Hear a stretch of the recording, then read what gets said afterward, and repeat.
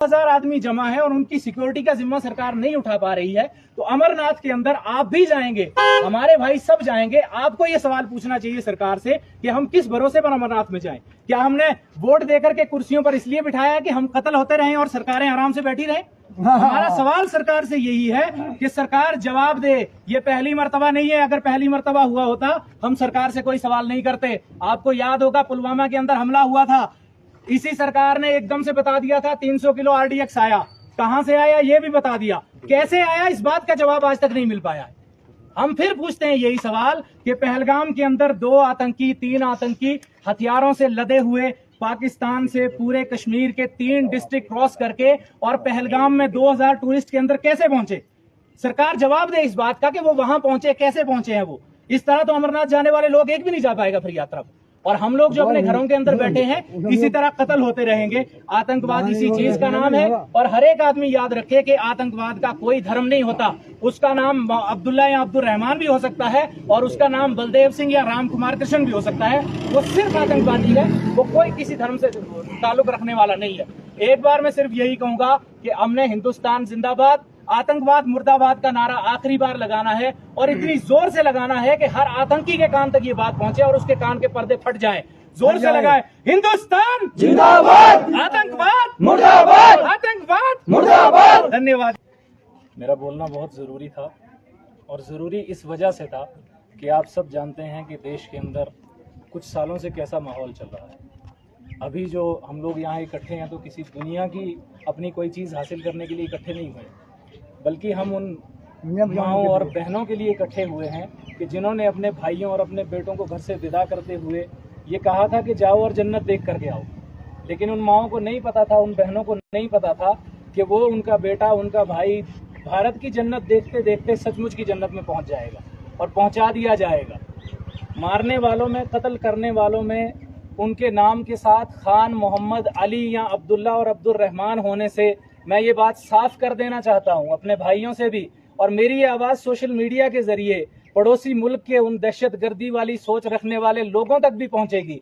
कान के पर्दे खोलकर मेरी ये बात सुन लें कि उनका नाम अब्दुल्ला या अब्दुल रहमान होने से वो ये ना समझे कि हिंदुस्तान के अंदर खड़ा हुआ मोहम्मद नासिर या अब्दुल्ला या अब्दुल रहमान उनकी सोच को सपोर्ट करेगा। हम किसी जालिम का साथ देने के लिए कभी तैयार नहीं है। तारीख में ना हमने किसी जालिम का साथ दिया है, ना आज जुल्म के साथ खड़े हैं और ना कल कयामत तक जुल्म के साथ खड़े होंगे। 2-4 बातें सिर्फ 5 मिनट लेकर के मुझे खत्म करनी है। पहली बात मुझे उन्हीं से कहनी है कि आप जो ये कुरान के नाम पर, इस्लाम के नाम पर हमारे नौजवानों को भड़का रहे हैं, नौजवानों तक मेरा ये मैसेज सोशल मीडिया के जरिए पहुंचाया जाए कि कुरान को खुद पढ़ें। मैं कुरान पढ़ा हुआ आदमी हूं, मैं यहाँ तेलका की जामा मस्जिद का जुमा का इमाम भी हूँ। मैं दावे से कहता हूँ कोई एक आदमी कुरान की एक आयत ला करके दिखा दे कि जिसमें किसी मजलूम को, किसी बेगुनाह को कत्ल करने का हुक्म दिया गया हो। बल्कि हमारा इस्लाम, हमारा मजहब, हमारा धर्म, हमारा कुरान ये सिखाता है कि लड़ाई के वक्त में जब जंग छिड़ी हुई हो और तुम्हारा दुश्मन तुम्हारे सामने हथियार फेंक दे तो फिर हमें इजाजत नहीं है कि हम उस पर हमला कर दें। ये कहाँ का इस्लाम लेकर के आ गए हम लोग, और इस्लाम के नाम पर हम जो है अब्दुल्ला और अब्दुल रहमान को भड़का करके और निहत्ते लोगों पर जुल्म कर रहे हैं। हम उनके साथ खड़े नहीं है। हर एक आदमी ये बात सुन ले, ये सोशल मीडिया पर एक ट्रेंड चल रहा है। कुछ जो लोग जो हिंदुस्तान की एकता को तोड़ना चाहते हैं वो इन नामों को देखकर और नामों को जरिया बना करके तोड़ डालते हैं आपस में। वो ये कहते हैं कि वहां पर कुछ लोग आए, उन्होंने हमला किया, एक आदमी से नाम पूछा और उसको भी मार दिया। मान सकता हूं मैं इस बात को, मैं मान लूंगा इस बात को कि उस आदमी का धर्म पूछ करके उसे कत्ल किया गया। लेकिन अगर उस आदमी का धर्म पूछकर उसे कत्ल किया गया है तो मरने वालों में, उनकी जान बचाने वालों में सैयद हुसैन शाह का नाम भी शामिल है। क्या वो आदमी नहीं है?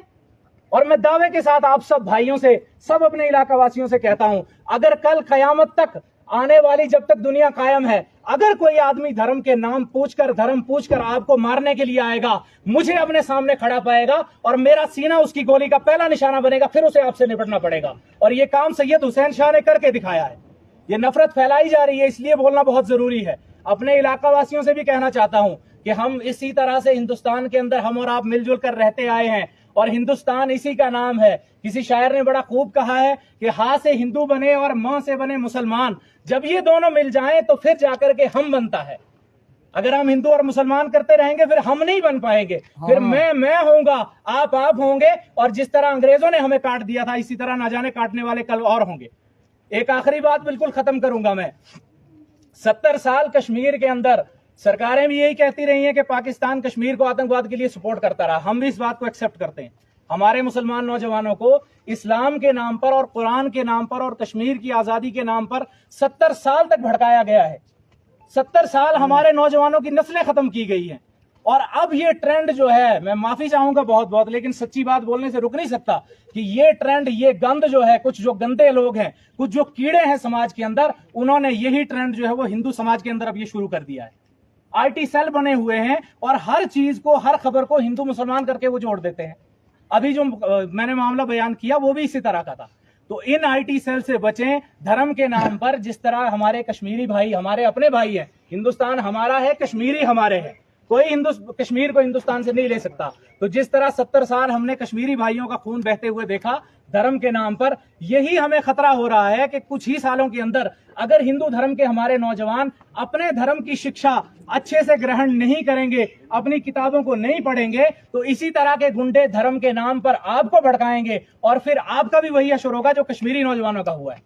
तो मेरा निवेदन आपसे है, आखिरी बात जो कहनी है वो बहुत जरूरी है, वो हमारी ये है कि पाकिस्तान ने जो किया गलत किया है, गलत किया है, गलत किया है। हम पाकिस्तान मुर्दाबाद के नारे आज भी लगाते हैं, कल भी लगाते रहेंगे अगर वो इन हरकतों से बाज नहीं आएगा। लेकिन क्या सिर्फ पाकिस्तान के जिम्मे डाल देने से हमारी अपनी जिम्मेदारी खत्म हो जाती है? आने वाले वक्त में अमरनाथ की यात्रा शुरू होने वाली है, सरकार तक मेरी ये बात पहुंचाई जाए। और मैं एक हिंदुस्तानी के नाते बोल रहा हूं, किसी पार्टी से मुझे ना जोड़ा जाए। आपके हर आदमी के दिल से ये सवाल उठना चाहिए कि अमरनाथ की यात्रा शुरू होने वाली है, एक जगह पर पहलगाम के अंदर 2000 आदमी जमा है, 7 लाख की फौज हमारी जो है वो कश्मीर के अंदर है। और हमें इस बात में कोई शक नहीं है कि हमारी आर्मी दुनिया की द बेस्ट आर्मी में से गिनी जाती है। लेकिन 2000 आदमी जमा है और उनकी सिक्योरिटी का जिम्मा सरकार नहीं उठा पा रही है। तो अमरनाथ के अंदर आप भी जाएंगे, हमारे भाई सब जाएंगे। आपको ये सवाल पूछना चाहिए सरकार से कि हम किस भरोसे पर अमरनाथ में जाएं? क्या हमने वोट देकर के कुर्सियों पर इसलिए बिठाया है कि हम कत्ल होते रहें और सरकारें आराम से बैठी रहें? हमारा सवाल सरकार से यही है कि सरकार जवाब दे। ये पहली मर्तबा नहीं है, अगर पहली मर्तबा हुआ होता हम सरकार से कोई सवाल नहीं करते। आपको याद होगा पुलवामा के अंदर हमला हुआ था, इसी सरकार ने एकदम से बता दिया था 300 किलो RDX आया। कहां से आया ये भी बता दिया, कैसे आया इस बात का जवाब आज तक नहीं मिल पाया है।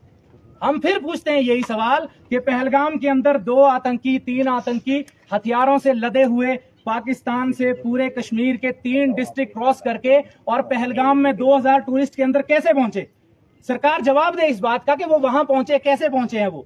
इस तरह तो अमरनाथ जाने वाले लोग एक भी नहीं जा पाएगा फिर यात्रा पर। और हम लोग जो अपने घरों के अंदर बैठे हैं इसी तरह कत्ल होते रहेंगे। आतंकवाद इसी चीज का नाम है। और हर एक आदमी याद रखे कि आतंकवाद का कोई धर्म नहीं होता। उसका नाम अब्दुल्ला या अब्दुल रहमान भी हो सकता है और उसका नाम बलदेव सिंह या राम कुमार कृष्ण भी हो सकता है। वो सिर्फ आतंकवादी है, वो कोई किसी धर्म से ताल्लुक रखने वाला नहीं है। एक बार मैं सिर्फ यही कहूंगा कि हमने हिंदुस्तान जिंदाबाद, आतंकवाद मुर्दाबाद का नारा आखिरी बार लगाना है और इतनी जोर से लगाना है कि हर आतंकी के कान तक ये बात पहुंचे और उसके कान के पर्दे फट जाएं। जोर से लगाए, हिंदुस्तान जिंदाबाद, आतंकवाद मुर्दाबाद, आतंकवाद मुर्दाबाद। धन्यवाद। इन्हीं शब्दों के साथ बहुत बहुत शुक्रिया आपका। धन्यवाद।